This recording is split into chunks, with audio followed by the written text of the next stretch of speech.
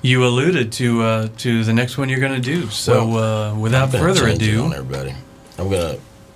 Speaking of how long I've been singing Hayes' songs, the people on the internet sometimes. There's one song when Keep On Their Toes came out. Hayes sent me a really nice message, and I said, "Well, I've noticed a lot of people on the internet claim that I may have stolen a song from you on this album." and you, what'd you say?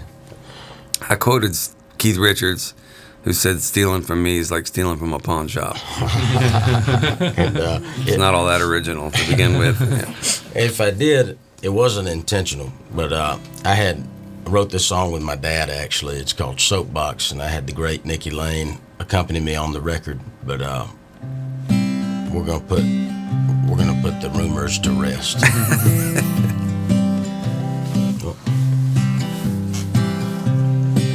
Where the crowd goes crazy when catastrophe strikes. Nobody's feelings seem to come out right. Talk is cheap and common sense ain't commonly found. I try not to pay attention, keep on having my fun.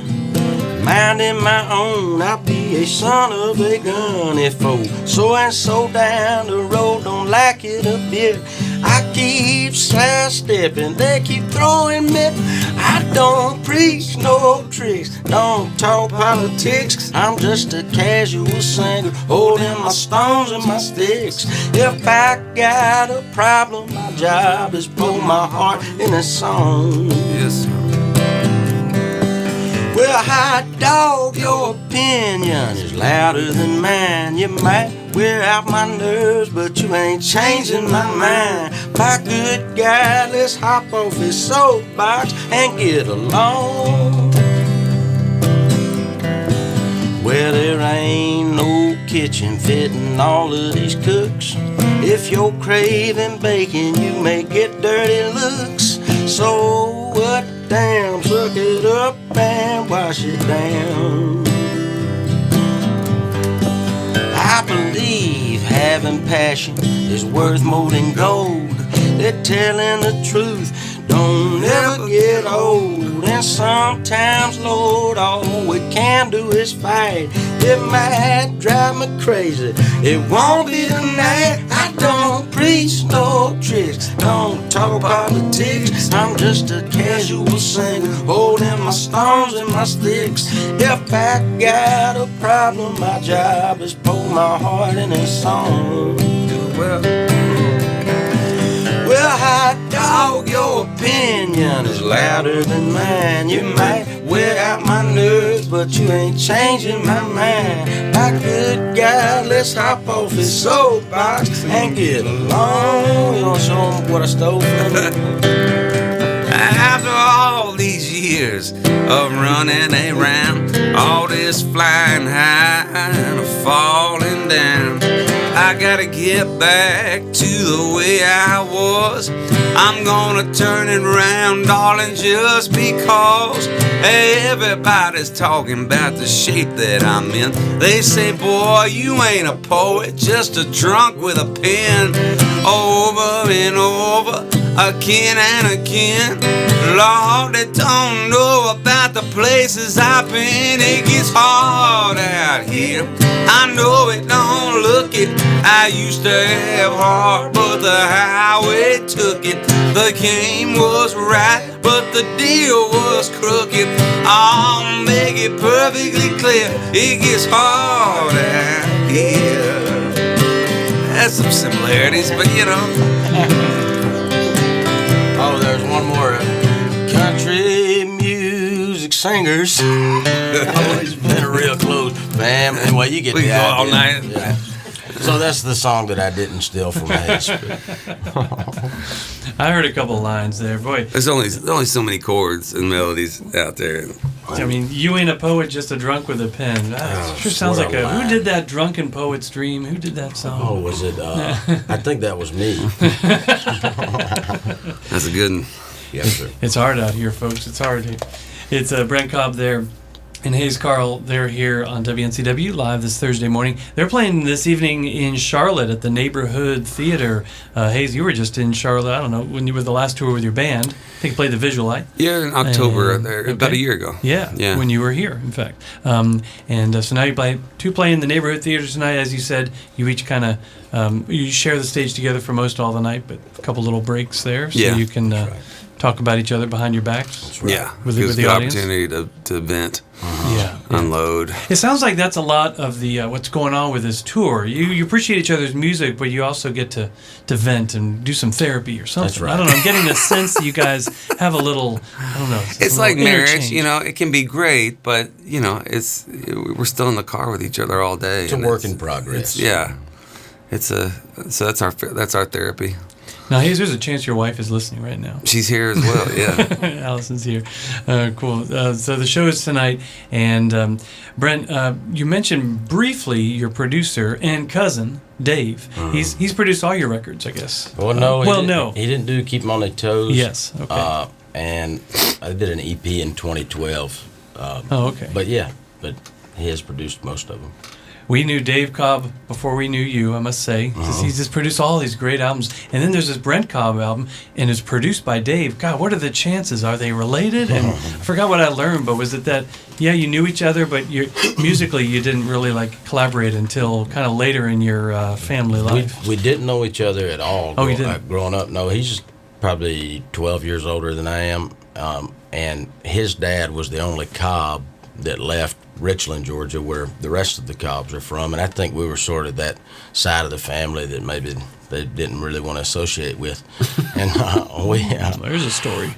We met at his grandmother's funeral, and he really started we're all musical, but he pushed me to go professionally and offered me a chance to make an album, and cousin aside, I think he's the greatest producer. I just think he really is. I was a fan of his work before I knew, like that Put the O Back in Country album by Shooter Jennings. I had no idea that my cousin produced it. And I was riding around learning how to sing to that album, and I loved it. And then, I have said before, though, if being Dave Cobb's cousin paid the bills, the lights would have been cut off a long time ago.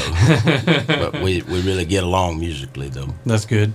I don't know. There's some sort of magic, I think, that happens with your records, with him in particular. They're so warm. They got this warm kind of real feel to, and your songs bring that to it. I mean, you're a real guy. You're genuine, isn't that right, Hayes? He's a genuine guy. He's so genuine. He sings about all the stuff that he knows for real, and it comes across in the records.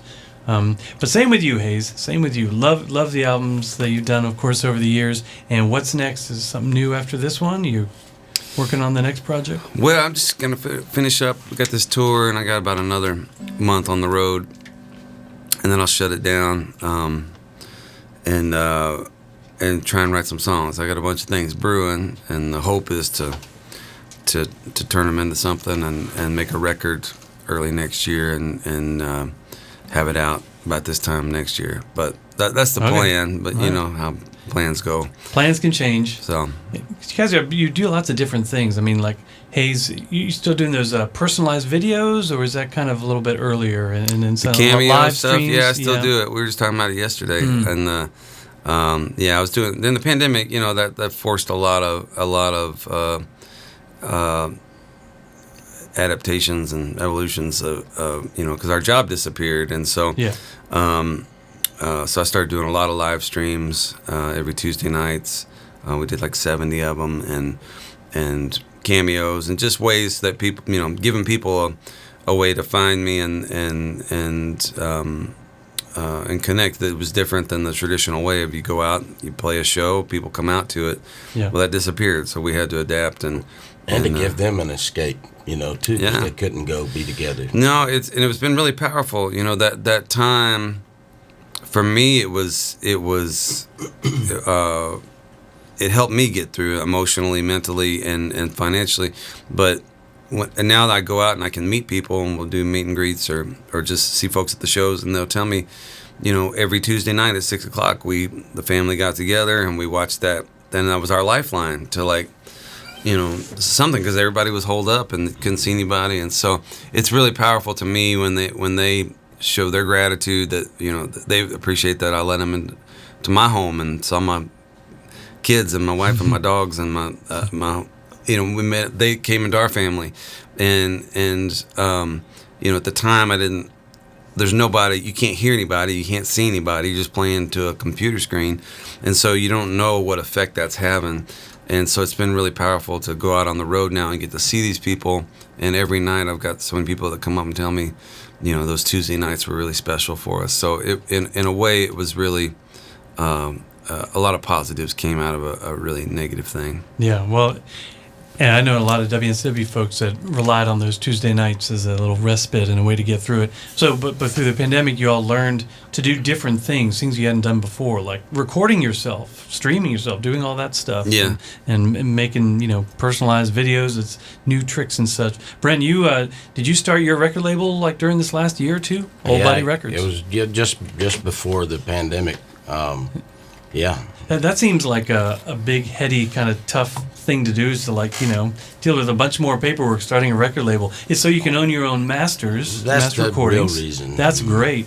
But does it free up time because you're not beholden to label demands of certain amount of tours and such? Give you more? I have a good team that work with me that help manage the label, and I'm able to stay creative. Yeah. And I trust people to do what they should do, and but yeah, it's been, the first thing I did was bought back my masters to that very first album that I did with Dave, and that album having my own label has made me be able to purchase or to pay for my other albums, the last 3 albums.